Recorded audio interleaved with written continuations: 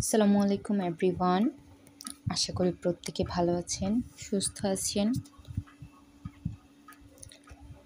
আপনারা নিশ্চয়ই সবাই গহনা অলংকার শব্দগুলোর সাথে খুব পরিচিত, যেগুলো নারীর সৌন্দর্য বর্ধনের ক্ষেত্রে ব্যবহৃত হয়ে থাকে আর কি। নারীরা প্রত্যেকেই এমনিতেই সুন্দর, কিন্তু গহনা পরার পর তাদের সৌন্দর্য বহু গুণে বৃদ্ধি পায়। একইভাবে আজকে আমরা ইংরেজি সাহিত্যের এমন একটি পার্ট নিয়ে আলোচনা করব, যেটা ইংরেজি সাহিত্যের ক্ষেত্রে গহনা বা অলংকার হিসেবে ব্যবহৃত হয়। আর সেই মোস্ট ইম্পর্টেন্ট পার্টটা হচ্ছে ফিগার্স অফ স্পিচ বা লিটারারি ডিভাইস। ইংরেজি সাহিত্যে লিটারারি ডিভাইসের ফাংশনস কিন্তু বহুমুখী। এগুলো সাধারণত আমাদের ইমাজিনারি বা ডেসক্রিপটিভ পাওয়ারকে বৃদ্ধি করে। তারপর আমাদের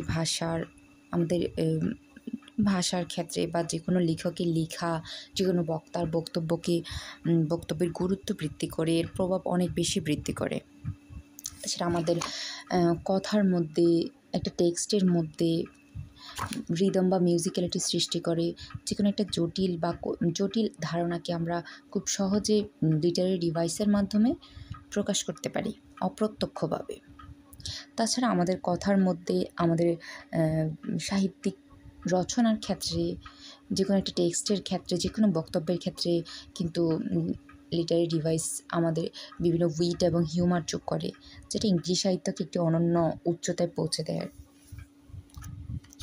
তো বেশি কথা না বাড়িয়ে আজকে আমরা মোস্ট ইম্পর্ট্যান্ট 3টা লিটারারি ডিভাইস সম্পর্কে শিখব। কারণ ইংরেজি সাহিত্যে যেহেতু অনেক লিটারারি ডিভাইস রয়েছে, সেগুলো প্রত্যেকটা তো একটা সিঙ্গেল ভিডিওতে বা একটা সিঙ্গেল আলোচনা করলে অনেক বেশি লেন্দি হয়ে যাবে, যেটা আপনাদের বিরক্তির উদ্রেক ঘটাতে পারে।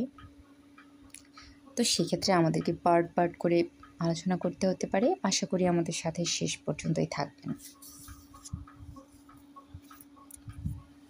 তো প্রথমত আমি যে লিটারারি ডিভাইসটা সম্পর্কে আলোচনা করব সেটা হচ্ছে অ্যালিটারেশন। অ্যালিটারেশন মিন্স অনুপ্রাস, অর্থাৎ পৌনঃপুনি ব্যবহার। অ্যালিটারেশন হচ্ছে এমন একটি লিটারারি ডিভাইস যেখানে একাধিক শব্দ পরপর বা কাছাকাছি অবস্থানে থাকে এবং সেগুলো শুরু একই ধ্বনিতে হয়ে থাকে। যদি ইংলিশে আমরা সেটা ডিফাইন করি অ্যালিটারেশনকে, alliteration means repetition of a consonant sound at the beginning of 2 or more words or staged syllables। অর্থাৎ একটা ধ্বনি, বিশেষ করে ব্যঞ্জন ধ্বনি, একটা ব্যঞ্জন ধ্বনির একটা বাক্যের মধ্যে যে কোনো শব্দ বা যে কোনো ধ্বনি পরপর ব্যবহারকে অ্যালিটারেশন বলা হয়। উদাহরণস্বরূপ আমরা দেখতে পারি আলেকজান্ডার পোপের the rape of the lock থেকে একটা উক্তি, puffs, powders, patches, bibles, billet doux. এখানে পাপস, পাউডার্স, প্যাচেসের মধ্যে পি সাউন্ডটা কিন্তু পৌনঃপুনিক ব্যবহার হয়েছে। একইভাবে বাইবেলস, পিলেট ডগসের মধ্যে বি সাউন্ডটার বারবার ব্যবহার হয়েছে।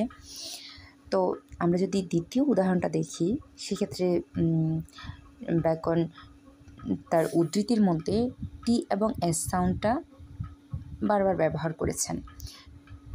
To spend too much time in studies is sloth. এখানে টি এবং এস সাউন্ডটা কিন্তু কয়েকবার করে ব্যবহার করা হয়েছে, পরপর ব্যবহার করা হয়েছে। আশা করি বুঝতে পেরেছেন। এরপর আমরা আসি অ্যালিউশন। অ্যালিউশন হচ্ছে এমন একটি লিটারারি ডিভাইস যার মাধ্যমে লেখক কিংবা বক্তা কোনো ঘটনা, স্থান কিংবা বিখ্যাত ব্যক্তি অথবা সাহিত্যকর্ম ইত্যাদি অপ্রত্যক্ষ বা অস্পষ্টভাবে উল্লেখ করে। অর্থাৎ এক্ষেত্রে একজন বক্তা সরাসরিভাবে কোনো ঘটনা, কোনো ব্যক্তি, সাহিত্যকর্ম ইত্যাদিকে প্রতি ইঙ্গিত করে না, কিন্তু সেটা পরোক্ষভাবে ইঙ্গিত করে। তার আলোচনার মধ্যে লিটারারি ডিভাইস ব্যবহার করার মাধ্যমে সে পরোক্ষভাবে একজন বক্তা সম্পর্কে, একজন ব্যক্তি বা একটা সাহিত্যকর্ম সম্পর্কে আলোচনা করে, ইঙ্গিত করে, কিন্তু সেটা সরাসরি উল্লেখ না করে। আমরা যদি ইংলিশে ডিফাইন করি অ্যালিউশনকে, it is a literary device in which a writer or a speaker makes an implicit or indirect reference to a person, place, event or literary work, etc. উদাহরণস্বরূপ আমরা দেখতে পাই হি মিট হিজ ওয়াটারলু। ওয়াটারলু শব্দটা শুনলেই আমাদের কিন্তু নেপোলিয়নের কথা মাথায় আসে। নেপোলিয়ন ওয়াটারলু যুদ্ধে খুব বাজেভাবে হেরে গিয়েছিল। তো আমরা যদি আমাদের প্রত্যাহিক জীবনে বা আমাদের কোনো টেক্সটে, আমাদের কোনো বক্তব্যে কারো ফেইলিওরকে বোঝাতে চাই, সেক্ষেত্রে কিন্তু আমরা নেপোলিয়নের নেপোলিয়নের ওয়াটারলুর উদাহরণটা নিয়ে আসতেই পারি। দ্বিতীয় উদাহরণটার ক্ষেত্রে আমরা দেখতে পাই যে she had the patience of job. এখানে জব হচ্ছে একজন বিবলিক্যাল ফিগার, যিনি তার কঠিন পরিস্থিতির মধ্যেও গডের প্রতি দৃঢ় বিশ্বাস ব্যক্ত করেছিলেন, তারপর অসীম ধৈর্যের পরিচয় দিয়েছিলেন, যেটার জন্য তিনি খুবই বিখ্যাত ছিলেন। তো এই ক্ষেত্রে আমরা যদি আমাদের ব্যবহারিক ক্ষেত্রে একজন ব্যক্তির অসীম ধৈর্য কিংবা অগাধ বিশ্বাসের সম্পর্কে আলোচনা করতে যাই, সেক্ষেত্রে আমরা এই জবের উদাহরণটা, বিবলিক্যাল ফিগার জবের উদাহরণটা টেনে নিয়ে আসতেই পারি। আশা করি বুঝতে পেরেছেন। এরপর আমরা আসি অ্যাফোরিজম। অ্যাফোরিজম যদি আমি সংক্ষেপে বলি, অ্যাফোরিজম হচ্ছে কোনো একটি ইউনিভার্সাল ট্রুথকে বোঝায়, যেটা কখনোই পরিবর্তন হবে না। তো এটাকে যদি আমি ইংলিশে ডিফাইন করি, it is a terse, concise, witty and often philosophical statement that expresses a general truth and observation of life. অর্থাৎ অ্যাফোরিজম হচ্ছে আমার একটি লিটারি ডিভাইস, যেটি স্পষ্ট, সংক্ষিপ্ত কিছু উক্তি বা বক্তব্য, যেগুলো চিরন্তন সত্য। এগুলো ছোট হয় তবে গভীর অর্থ প্রকাশ করে।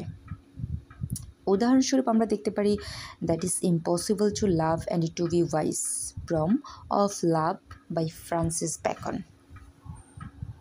এখানে ফ্রান্সিস ব্যাকন বলতে চেয়েছেন যে এটা অসম্ভব, একসাথে ভালোবাসা আবার জ্ঞানী হওয়া এটা অসম্ভব।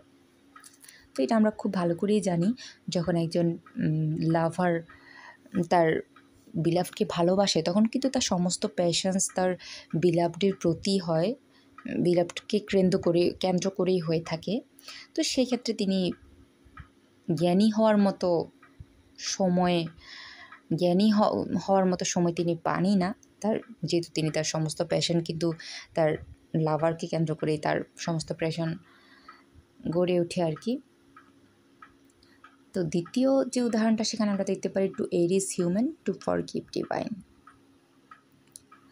এটা চিরন্তন সত্য, মানুষ সর্বদা ভুল করবে আর গড সর্বদা ক্ষমা করে দেয়। তাছাড়া আমরা যদি প্রোভার্বের মতো যে কথাগুলো রয়েছে সেগুলোর দিকে দেখি, যেমন time is money, knowledge is power, এগুলো চিরন্তন সত্য। তো এগুলো অ্যাফোরিজমের উদাহরণ, একটা অ্যাফোরিজম। আশা করি বুঝতে পেরেছেন। তো আশা করি আমার এই ক্ষুদ্র প্রচেষ্টা আপনাদের লিটারি জার্নিকে একটু হলেও সহজ করে দেবে। ভিডিওটি ভালো লেগে থাকলে অবশ্যই লাইক, কমেন্ট, শেয়ার করে দেবেন। আপনার বন্ধু-বান্ধবকে জানার সুযোগ করে দেবেন। আর অবশ্যই আমার চ্যানেলটি সাবস্ক্রাইব করে পাশে থাকা বেল আইকনটি ক্লিক করে দেবেন, যাতে করে পরবর্তী যে কোনো লিটারেরি ভিডিও আপনি সবার আগে পেতে পারেন। আল্লাহ হাফেজ, ভালো থাকবেন, সুস্থ থাকবেন সকলে।